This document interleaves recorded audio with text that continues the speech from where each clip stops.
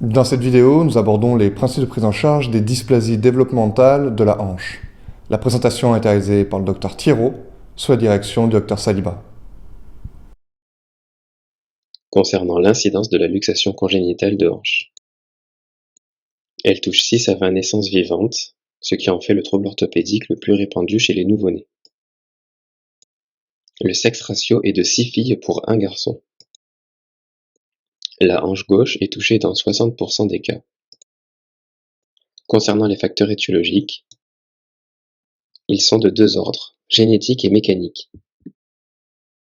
Les arguments en faveur de l'origine génétique de cette pathologie sont notamment la fréquence des antécédents familiaux et la prépondérance de la maladie chez les femmes, ainsi que dans certains groupes ethniques tels que les Amérindiens et les Lapons, alors qu'on la retrouve rarement chez les Afro-Américains. Les facteurs mécaniques sont prépondérants. Ils expliquent la fréquence de la luxation congénitale de hanche en cas de primiparité, avec un utérus n'ayant jamais été étiré et comprimé par des structures abdominales tendues. En cas de gros poids de naissance, à partir de 4 kg, ou encore en cas d'accouchement par le siège. Concernant la physiopathologie, on peut dire qu'il s'agit d'une pathologie posturale survenant lors du 3e trimestre de gestation. En effet, avant la naissance, le fœtus se trouve physiologiquement en hyperflexion de hanche. Il présente une antétorsion fémorale comprise entre 15 et 30 degrés de façon physiologique. Ainsi, la tête fémorale regarde légèrement vers l'arrière et se trouve donc parfaitement orientée vers le fond de l'acétabulum qui, lui, est un peu antéversé. En cas d'excès d'antétorsion, associé à un excès de rotation latérale et d'adduction, la tête fémorale va regarder directement en arrière au contact du rebord postérieur de l'acétabulum et va avoir tendance, avec les contraintes mécaniques exercées par l'étroitesse de l'utérus, à se luxer en postéro-supérieur. L'examen clinique est la pierre angulaire du dépistage de cette pathologie fréquente et qui ne bénéficie d'aucun moyen de prévention. Il doit être réalisé dans de bonnes conditions sur un enfant calme et détendu. Avant de se focaliser sur les hanches, il s'attache à rechercher des anomalies associées comme le torticolis congénital, associé dans 20% des cas, le géniorecurvatum congénital, beaucoup plus rare, ou encore le métatarsus adductus, associé dans 10% des cas. Le clinicien doit ensuite se focaliser sur la recherche d'une limitation du volant d'abduction et d'une instabilité au niveau des hanches. L'abduction se teste de façon passive, genoux et hanches fléchis à 90 degrés. Inférieure à 70 degrés, elle est considérée comme anormale et doit donc faire suspecter une luxation congénitale de hanche. L'instabilité est le maître signe clinique de la luxation congénitale de hanche. Pour la rechercher, on fait appel à 2 manœuvres principales. D'abord, la manœuvre de Barlow. Une main bloque le bassin avec le pouce sur le pubis, l'autre empaume le genou et place la hanche à 90 degrés et en adduction. On effectue des petits mouvements de piston antéro-postérieur afin de rechercher un ressaut de sortie, ce qui signifierait que la hanche est luxable. En effet, la tête franchit l'obstacle constitué par le rebord postéro-supérieur de l'acétabulum, entraînant un ressaut. Voici l'illustration en vidéo. La seconde manœuvre à connaître est celle d'ortholanie. L'examinateur saisit les 2 genoux entre son pouce et son index, en plaçant ses 3 autres doigts sur la face externe de la cuisse. Les genoux et les hanches sont fléchis à 90 degrés. En imprimant un mouvement d'abduction, on peut percevoir un ressaut dit de rentrée, indiquant une hanche luxée mais réductible. Voici l'illustration en vidéo. Il est à noter que parfois, il n'y a pas de ressaut perceptible mais plutôt une sensation de piston lorsque le bord postéro-supérieur de l'acétabulum est émoussé et ne constitue plus un obstacle pour la tête fémorale. Concernant le bilan d'imagerie, l'échographie constitue l'examen de choix lors des 4 premiers mois de vie en raison du caractère majoritairement radiotransparent du bassin et des hanches à cet âge. Elle est réalisée à 1 mois de vie chez les patients à risque avec examen clinique des hanches normales. Elle est réalisée précocement en cas d'anomalie à l'examen clinique des hanches. Il existe 3 principales techniques, celle de graffe, plus ancienne, qui est statique, et celle de couture et couture tréguier, plus récente, qui sont dynamiques.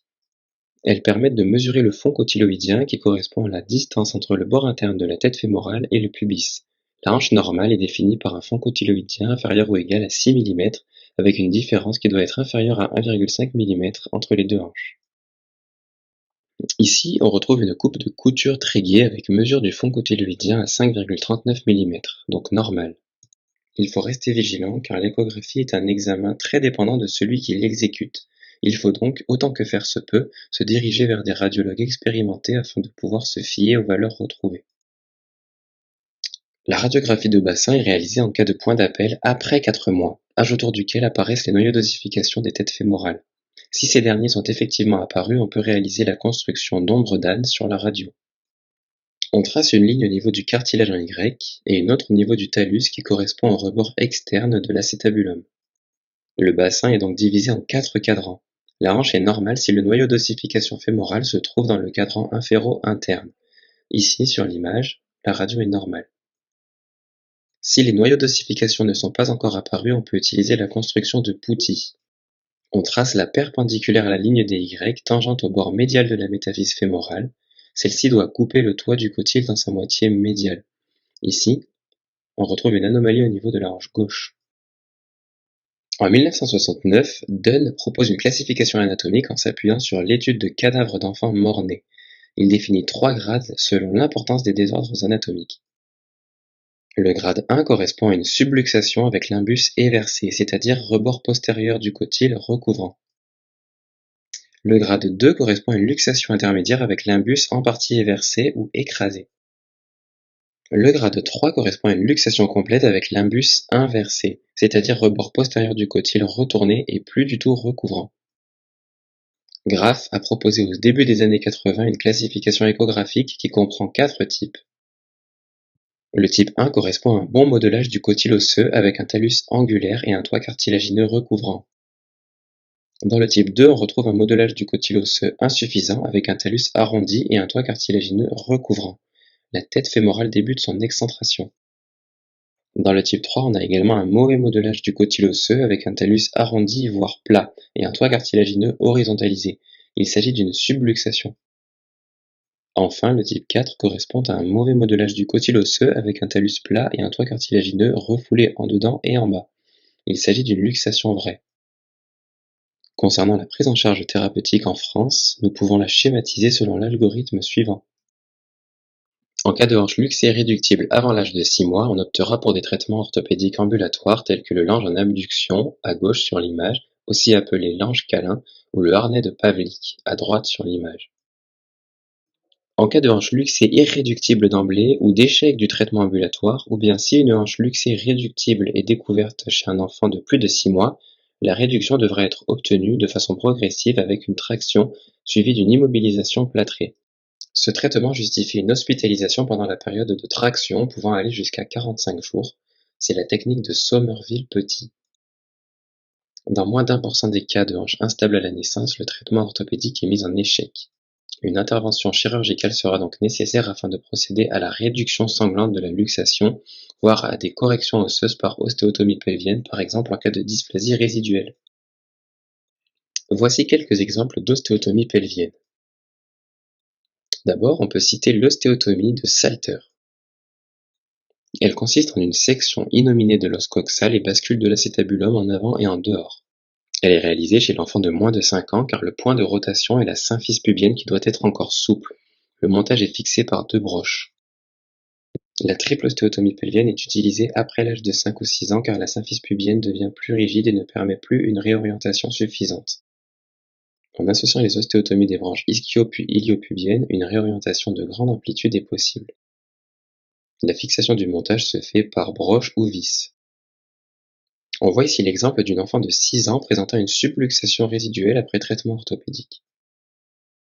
Elle bénéficie d'une triple ostéotomie pelvienne.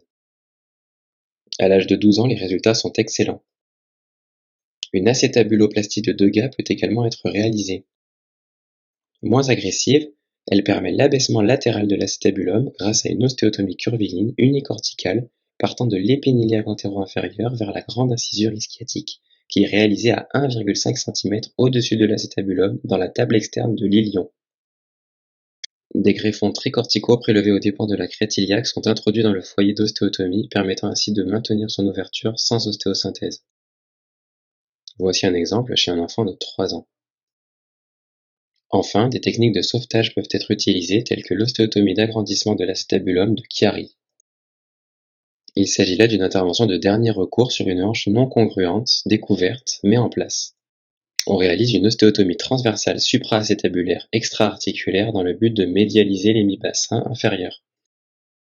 La couverture de la tête est réalisée par l'hémibassin supérieur, réalisant ainsi une véritable butée. Pour conclure, il faut rappeler que la luxation congénitale de hanche est le premier trouble orthopédique en termes de fréquence chez les nouveau-nés. C'est donc la première chose à rechercher lors de l'examen clinique orthopédique de tout nouveau-né. Les deux priorités du clinicien sont un dépistage systématique par les examens cliniques et paracliniques dans le but de mettre en place un traitement le plus tôt possible.